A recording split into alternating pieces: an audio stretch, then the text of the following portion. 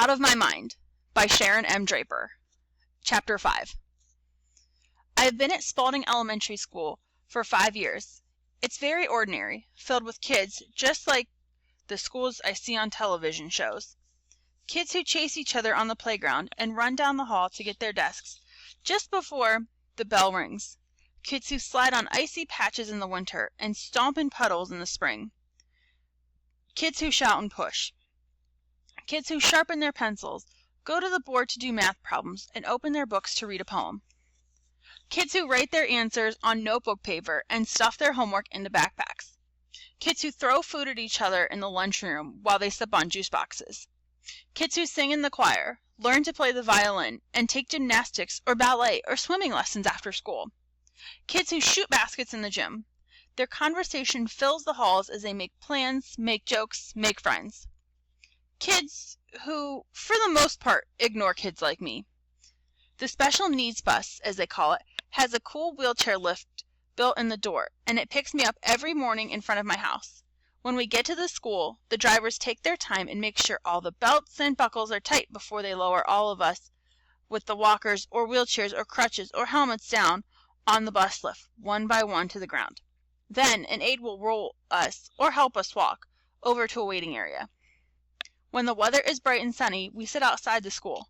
I like to watch the regular kids as they play foursquare while they wait for the bell to ring. They look like they're having so much fun. They ask one another to play, but no one's ever asked any of us. Not that we could, anyway, but it would be nice if someone would say, "Hi." I guess the foursquare players must think we're all so backward that we don't care that we get treated like we're invisible. I was so excited when Mom first enrolled me here. I thought I'd learn new things every day, but mostly it was simply something to do that took up time and got me out of the house. In 2nd and 3rd grades, I probably learned more from the Sci-Fi or Discovery channels than I ever learned at school. My teachers were nice, most of the time, but they would have needed X-ray vision like Superman to see what was in my head. I'm in a special program with other children with what they call disabilities.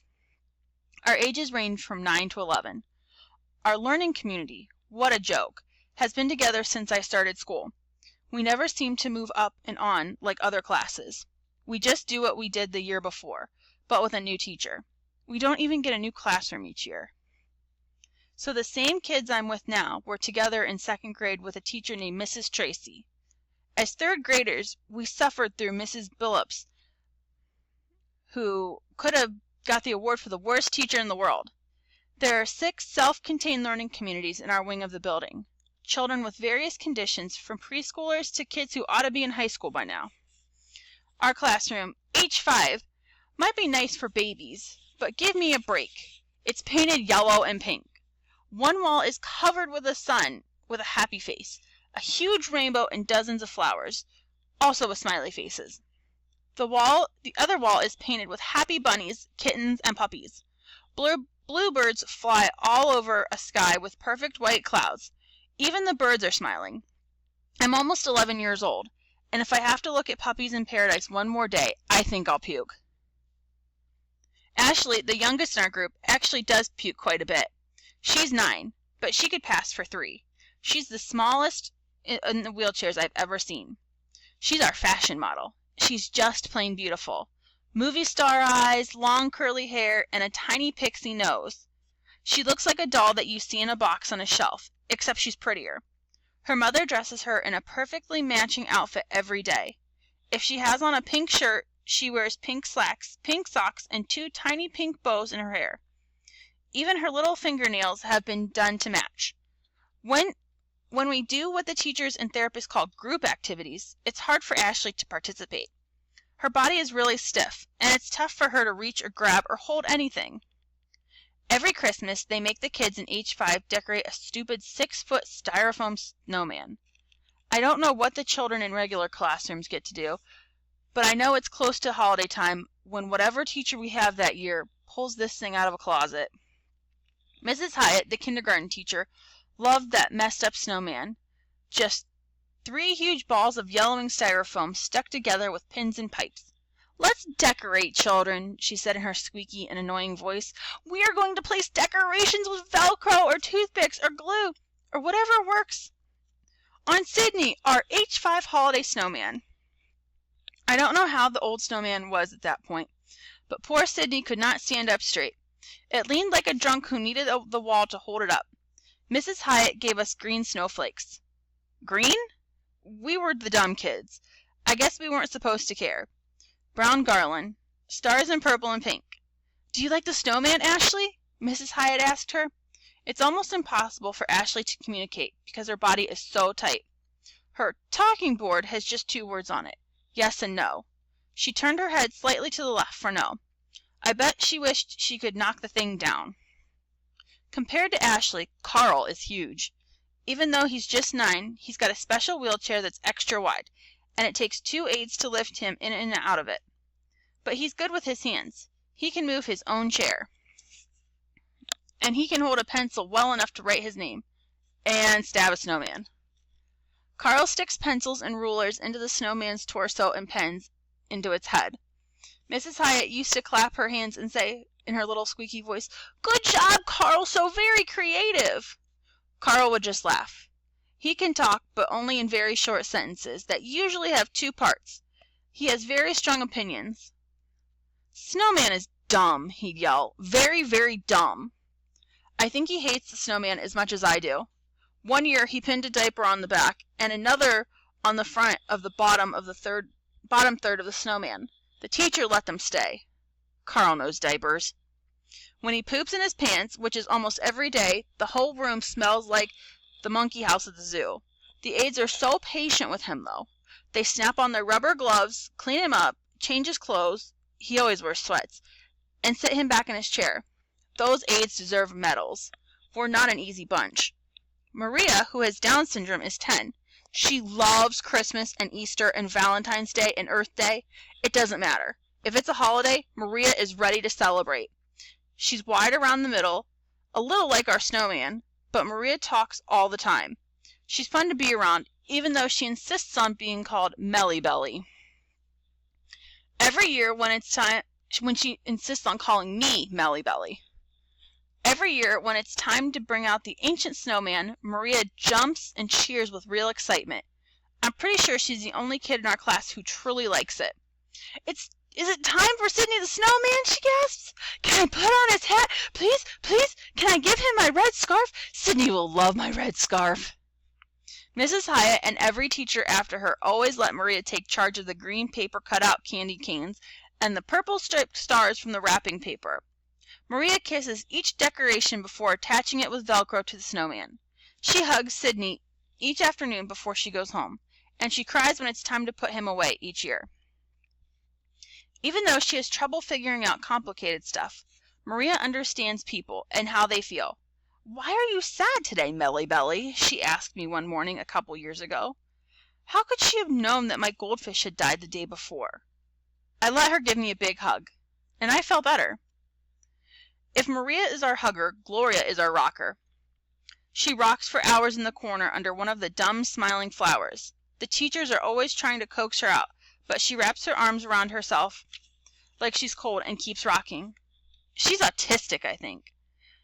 She can walk perfectly well, and she talks when she has something to say, and it's always worth listening to. "Snowman makes me shiver," she blurted out one day when the classroom was surprisingly quiet. Then she curled up in her corner and said nothing else until it was time to go home. She's never added one decoration to our snowman, but she doesn't curl and seem to relax when the teacher puts on a CD of holiday music. Willie Williams, yes, that's his real name, is 11. I'm not sure what his diagnosis is.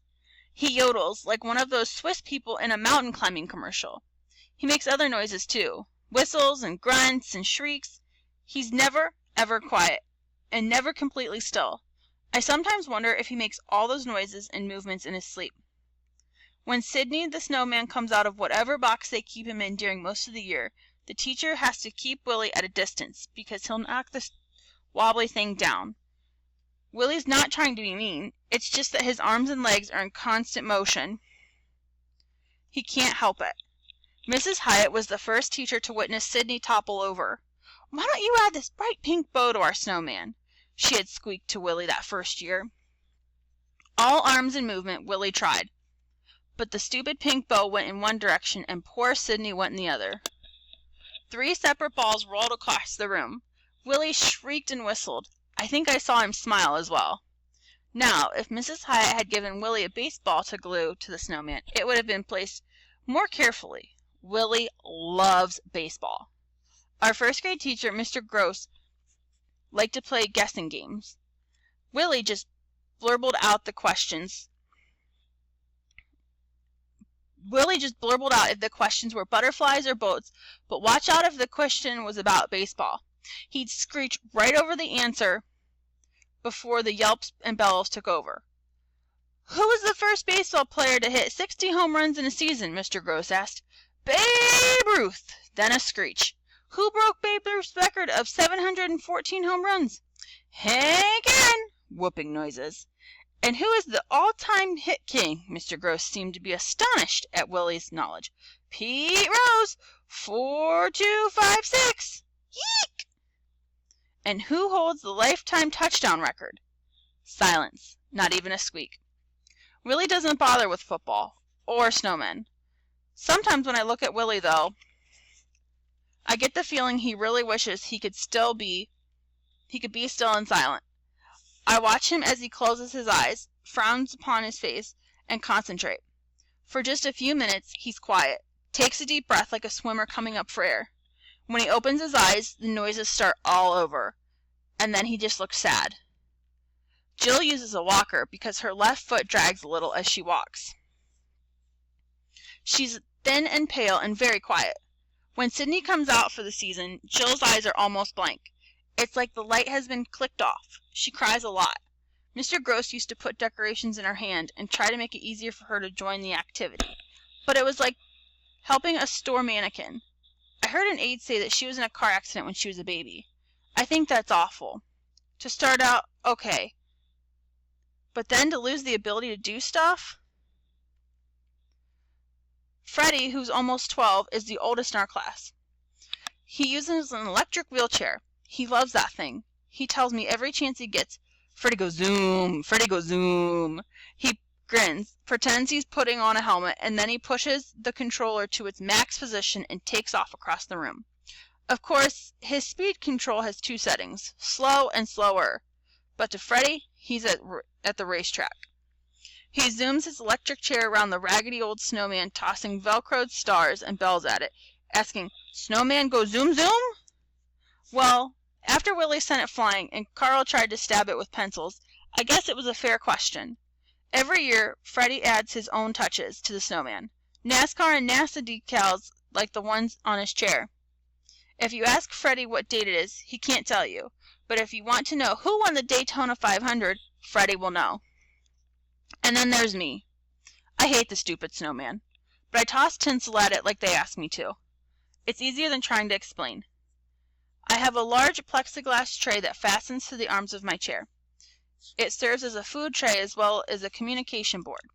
When I was younger, Mom pasted dozens of words on it, but I was still limited to only a handful of common nouns, verbs, and adjectives, some names, and a bunch of smiley faces.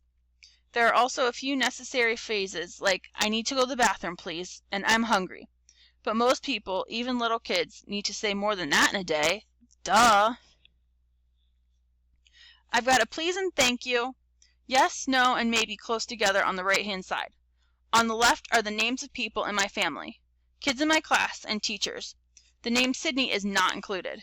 There's an alphabet strip at the top, so I can spell out words, and a row of numbers under that, so I can count or say how many at a time. But for a majority of my life, I've had the communication tools of a little kid on my board.